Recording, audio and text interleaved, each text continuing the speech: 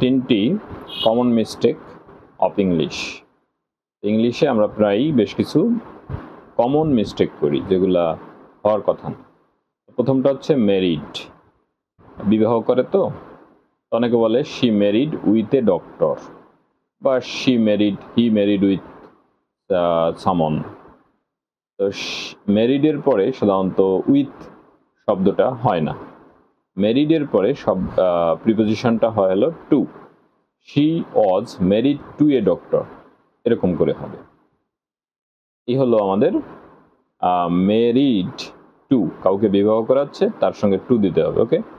আবার এঙ্গেজ, বিবাহ করার আগে এঙ্গেজ করে অনেকে, সেক্ষেত্রে আমরা একইভাবে এঙ্গেজড উইথ দিলে ইনকারেক্ট হবে।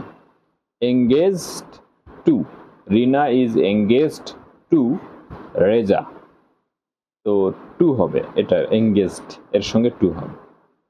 এরপর হচ্ছে অপোজিট। অপোজিট শব্দটা আমরা অনেক সময় বলি যে সেই বাড়িটা এই বাড়িটার অপোজিটে।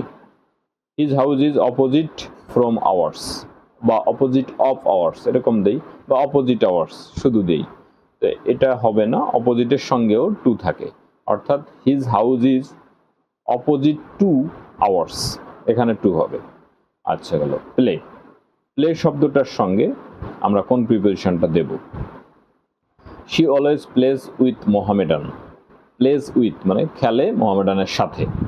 এই যে মানে গতানুগতিক যে চিন্তা যে কারোর সাথে খেলি, তাহলে প্লেস উইথ, প্লে উইথ অমক, এরকম না।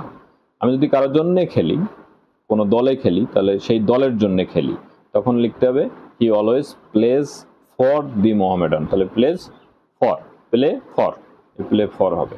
তিনটি কমন মিস্টেকস অফ ইংলিশের থেকে বলা হলো। ঠিক আছে, ভালো থেকো সকলে।